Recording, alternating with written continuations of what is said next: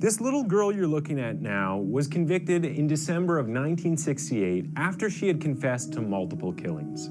She was just 10 years old at the time of her first murder and is now one of the world's most notorious child killers in modern history. Welcome back to Twisted Minds. My name is James, and today we cover the case of Mary Bell, a child killer who not only killed other children, but found great joy in seeing how her actions affected the families and authorities involved.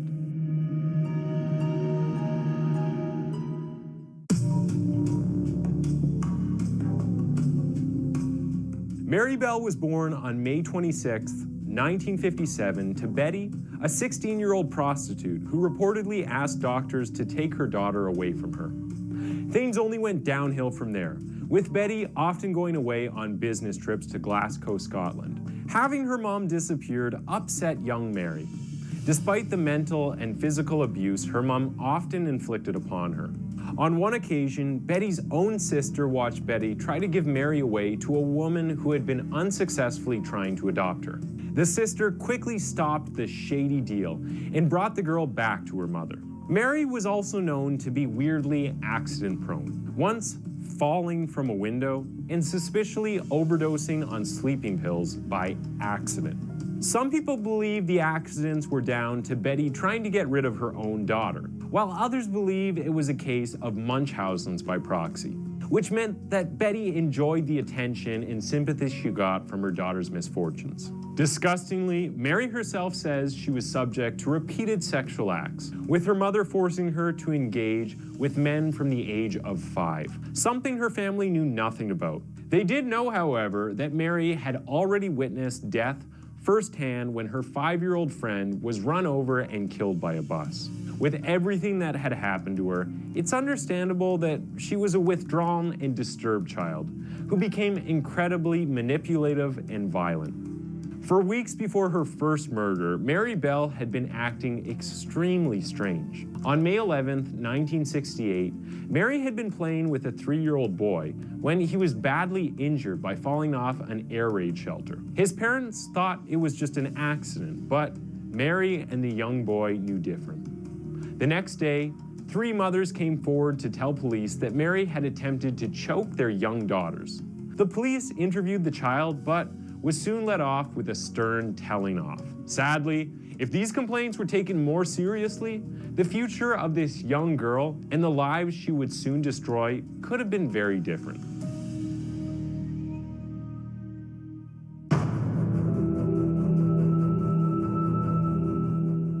On May 25, 1968, the body of 4-year-old Martin Brown was discovered in an abandoned building. At first, it was regarded as a sad and unfortunate accident because the initial investigation claimed that there were no obvious marks or injuries found. 2 young boys hunting for scrap wood had entered the abandoned house and were confronted with the small corpse of Martin Brown lying under a window. Next to the body was an empty bottle of aspirin, which led police to speculate that he had taken too much and had overdosed on the medicine. Even though the boy had dried blood and saliva on his cheek that had run down to his chin, there were no signs of struggle and no marks on his body at all. It seemed like he had just taken some pills, lay down, and never woke up. The 2 boys who had found the body called out to some workmen nearby and soon found themselves surrounded by a crowd of children and adults, all gawping at the sad sight. The workmen said they recognized Martin as the boy they'd shared some cookies with less than an hour before.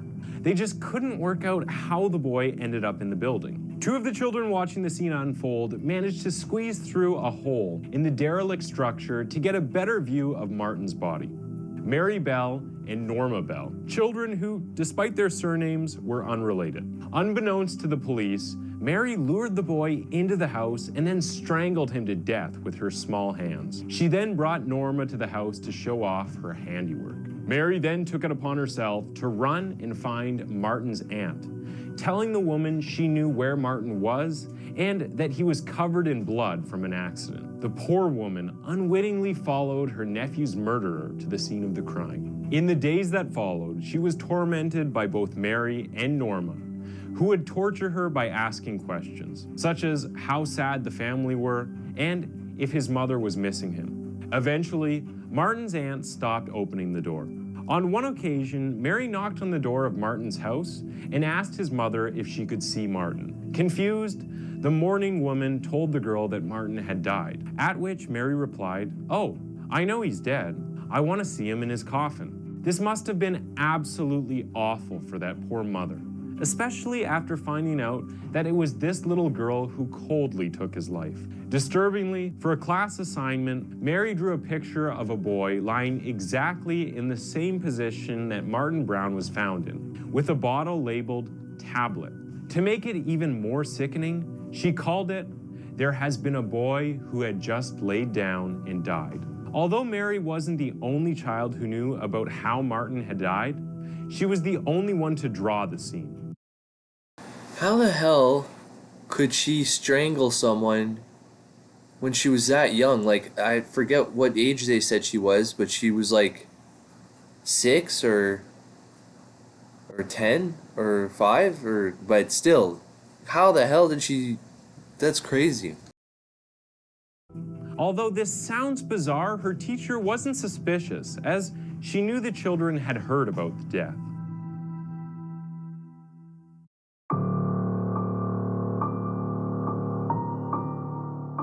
Mary's attack on other children and her bragging attitude continued. At one point, she pointed to the house where Martin Brown's body was found and told neighborhood children that it had been the place she had killed someone, a story that was followed by a laugh. On May 26, 1968, Mary's 11th birthday, the girl attacked Norma's younger sibling. She was so violent that Norma's father had to physically remove her from the home. This pattern of violence was not anything surprising to anyone who knew Mary, as her temper began to spiral out of control. After Martin Brown's tiny coffin was buried, Mary, wanting to be in the spotlight again, turned on her best friend Norma and viciously attacked her. She scratched at her face and kicked her in the head, finishing the attack by telling the girl she was a killer and that she was willing to kill again. Children who saw the attack shrugged the threat off as Mary being overdramatic. Little did they know what the little girl was capable of. In a photo taken at a demonstration, which local residents held in an attempt to urge the government to tear down derelict buildings to stop more deaths from happening, 2 children can be seen holding up a banner. One of these children was Mary Bell. Yes, the young killer had inserted herself into the situation to stay involved. Experts believe that killers do this to satisfy their narcissistic egos and to keep the buzz of killing going as long as they possibly can. Although no official criminal investigation began at the time of Martin Brown's death, a doctor viewing the body did comment to officers that it would have been possible for another child to have strangled him to death without any signs of violence, since a child's hands are so much smaller and weaker than an adult's. On the same day of the attack on Norma's sister, the 2 friends decided to break into a nursery so that they could vandalize it. The next day, staff discovered the carnage the girls had caused, as well as some chilling notes that the police dismissed as a prank. One said, "I murder so that I may come back," while another read, "We did murder Martin Brown. Fuck off, you bastards." If these admissions of guilt had been taken seriously, then at least one other child's life would have been spared. On the 31st of July, 1968, Mary and Norma Bell took part in the death again by strangling of a 3-year-old named Brian Howe on a wasteland near the same area that Martin Brown was killed. After the boy was killed at the hands of Mary Bell, the girls returned later on to carve the letter N into the poor boy's stomach with a razor blade, which was later changed to an M, the 2 initials of the girls. Mary Bell also used a pair of scissors to cut off some of Howe's hair, scratch his legs, and severely mutilate his genitals. As the girls were so young and their testimonies kept contradicting each other, no one will ever know for certain what happened that day. What is clear, however, is the depths of depravity that were displayed that day.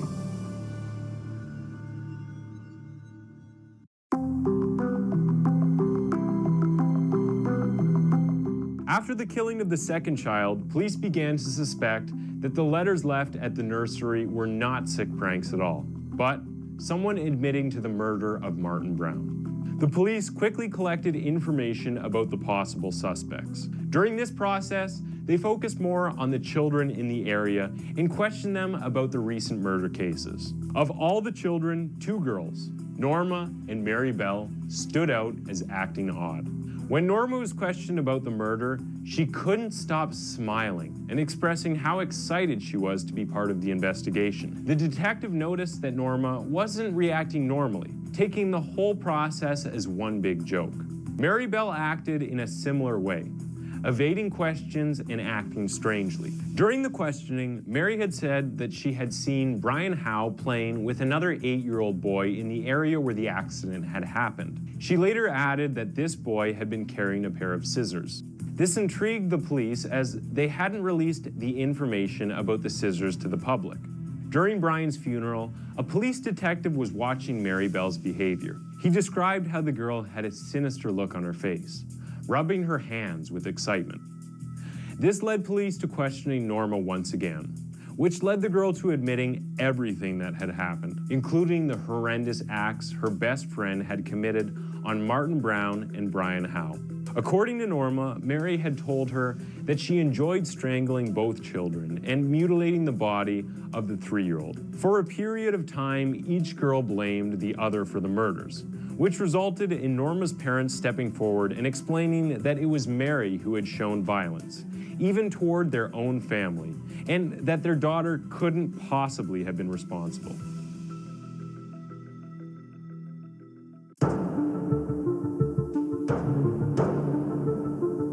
On the 17th of December, 1968, Norma Bell was acquitted of all the crimes. Mary Bell, however, was convicted of manslaughter on the grounds of diminished responsibility, following the jury listening to a diagnosis from psychiatrists who said that the girl showed clear signs of psychopathy. The judge, Mr. Justice Casack, described her as dangerous and said she posed a very grave risk to other children. She was initially sent to the Red Bank Secure Unit in St. Helens, Lancashire, UK, before being moved around quite frequently during the time she spent in prison. After her conviction, Mary got a lot of attention from the press. Her mother, who was ironically blamed for her daughter's mental health because of her awful upbringing, repeatedly sold stories to the press. She would even sell pages that she claimed to have been written by Mary. It's sad that this woman managed to get attention and financial gain from a child who she reportedly forced into prostitution and later went on to murder 2 children while being just 11 years old herself.